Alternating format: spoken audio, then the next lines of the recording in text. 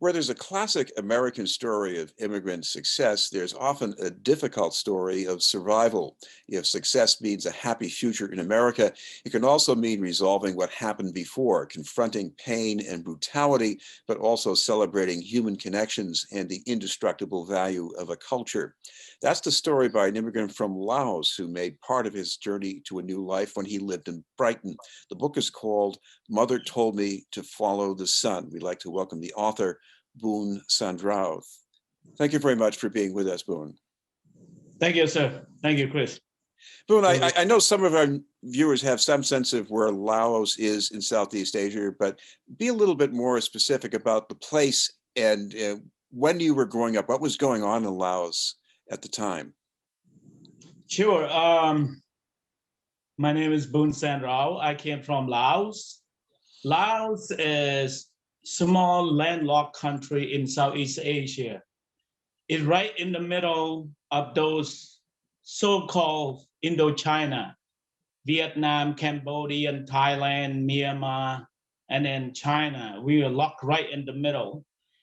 And I came from the northern part of Laos, all the way close to the border of China. We call ourselves Khmer, a small first minority ethnic group that live in the mountain slopes far, far away from the city. Our village is so primitive that we do not even have the electricity, running water, automobile, television, a doctor, and you name it, never is very survival, the jungle that we live in. But we were really happy who we were back then. So very much the village is the end of the horizon, is the end of the world for us. That's what we see. And then we wake up early in the morning when the rooster crows and work all day until the sun goes down. And then we come home. So it's very much, that is our village. We do not know how to read and write. There's no written language. There's only oral speaking. So the history of the village is passed through word of mouth. But there's definitely a social order in this village because you have the seasonal cycle of work, and you have the family ties and customs. I mean, that's pretty solid, isn't it? Yes. Yes. Very much. This is how we live in the village. And again, it's always together, mother, father, son, brother and sister, very much live in one small hut, wake up early in the morning, go to work, come home, and stay in the same place right there with all this whole family, always together, connect. Unfortunately, this was also pretty strongly disrupted by a civil war going on in Laos at the time. It really hit your family very hard. You lost your father. There was displacement of the people from their homes by the communists. You made a decision that you had to do something to survive that at a very early age. Tell us what was going on. Sure. After 1975, the North Vietnam War took over, the victory of the North Vietnam. And then that's when we realized that as a people who live in the jungle, never see or know anyone, now the communists came in.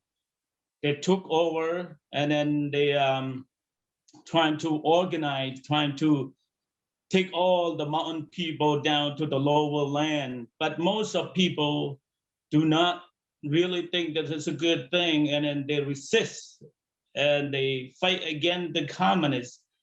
So it's very much all the son or father who in that village did not believe in the communist political regime or don't like their philosophy. That's when they fight, and then they join the rebel army, and they fight for their own cause, that they do not believe the communists is the best people to come and change their lives and move the people at that time I was young, and there's a lot of people within that village will have to fight against this communist, and many people died. And until later, they moved us to the lower land from the jungle to the farmer. That's when they took my father to the re-education camp.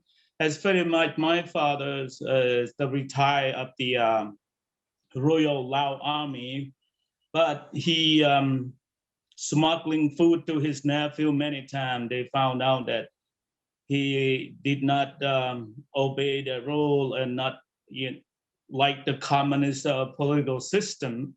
So that's when they took him to the re-education camp. And a year later, he came back. They treat him poorly, which he come home was only a week later and only for us to bury him. So after my father died, my world's end. This spirit, this experience, like heartbroken. And because of that, society was dominated by men. And with all the respect, my mother was there raising us, 7 of us. But to live in that place, I think that I had no hope, no dream after my father's gone. And I made my decision trying to leave the village with my 2 friends. And how old were you when you did this? I was 9 years old. I mean, 10, yes, close to 10. And we think that Thailand would be the best place for us to go to find a freedom first, nice clothes to wear and food to eat, not suffering and struggling at the new village that's where the young and the elder people starving and die. And all I remember was my mother told me that if you go all the way down, following the sun to the end of the horizon, you will see Thailand. My mother never knows as Thailand, never been there before, just some word that she heard from other people, I think. So that's only that thing in my head at that time. And then I just took that strong mentality and believe that there's a Thailand, there's the other world, there's some place over there. It's good, it's freedom. And then we took off from the village, walked there almost 4 weeks with barefoot. And our food, we brought the rice, but we don't have a tool to cook it. We actually eat it raw. And 3 of us walked all the way down to the border of Laos and Thailand and trying to cross the Mekong River so we could go to Thailand. And again, at that time, between Laos and Thailand was because of the civil war, the border was closed. They sealed on both sides. On the other side, there's a Thai patrol. And on Laos side is a communist. And some other dangerous thing is if you trying to cross that river, well, you might drown. And many people trying to cross that river with anything that could float to get into the other side of freedom. People would probably care more freedom than their life. And then there's a lot of people lost their life during that time back in 1980. Boun, you lost 2 of your friends trying to cross the river. Yes. And I'm going to try to shorten the narrative here because, for a while you served as an anti-communist teenage soldier and you realize that was not a good path either. And finally you go to a UN refugee camp. You meet a man named Tom who helped you a lot. Tell me about Tom. Yes. As soon as we crossed the Mekong River and was at the rebel camp for 2 years. After the rebel camp, then I escaped to the city, and that's when the Thai police captured me, put me back into the Thai facility detention for 3 weeks. And after that 3 weeks, then they sent me to the refugee camp in the western part of Thailand, Boun Sandraow. This refugee camp, I spent my 3 years there alone. No other Khmu people except Tom. But because all the other people, they were Laotian and a different minority or different groups. And I met Tom. Tom was the one who was there before me, and he failed the interview, and he and his two children and his wife were stuck at the refugee camp. Um, we were there for almost 3 years, lonely. I have no food, not enough food to eat, not no food to eat. They gave me the food a little less because I was a single man, and I would spend it 2 or 3 days, and then before I get the new food, so Thursday, Friday, I already run out of the food. I had no clothes to wear because I didn't have money to buy the clothes. I would wear only one clothes with all this time. And Tom, the one who was my mentor, and his wife is always cook for me. And sometime I would go to his block number 8, hang out with him and ask him for advice. At the age of 16, I was desperately need family, need friends, and there's no one there. He was the one who always taught me right from wrong and gave me advice about life. And plus, at the refugee camp, there's many people trying to sneak out of the camp to find the food, or they would steal those food from the farmer, and a lot of people get killed. And And I Tom, remember he that happened told to Tom too, didn't it? that, yes. And then that's what he told me at the beginning. And I was there for all this time. Every day I have to wake up early in the morning, go around the camp, clean up the trash and even human feces, because the toilet and all those not exist. I mean, there's there, but no one would like to use it to uh, sometime at night or close to where they live, and their shack or the hut that they lived in, they don't bother to go to the toilets. Because very much every day didn't do anything. At nighttime, do the night guard, daytime, clean up the trash, and just stay right there to see if we get a hope, a dream to go to the third country, which is a freedom like the United States or Canada or France. But most people, to get accepted to the third country, you have to have the petition, you have to have the sponsor in order for the United Nations to send you or to take you to those countries. And again, most of the minor has a hard time because they believe that if they come to the United States or come to any other country, they would have a hard time to I would say to take care of themselves, to live their life.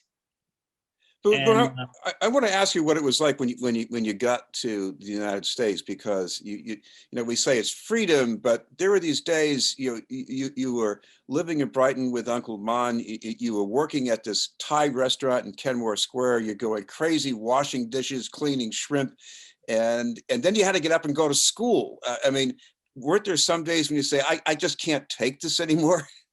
yeah. Okay, let's try to connect this story from refugee camp to the United States a little bit.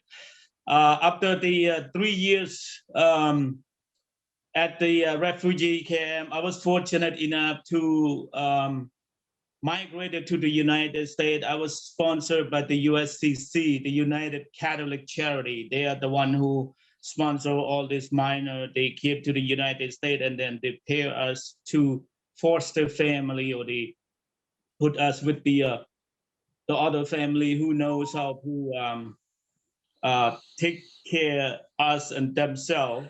And that's when I first landed to the United States in 1990 in San Francisco. I was placed at my foster family there.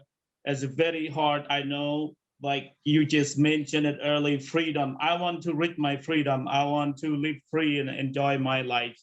I thought I never knew what the United States looked like. I thought of the money they get it from the tree or from somewhere. Never knew that people will have to work hard to earn the money and to live their life. To me, from the refugee camp to the United States, I thought as soon as I come to the United States, everything going to be all right. That's what I thought, and then that's why in my head.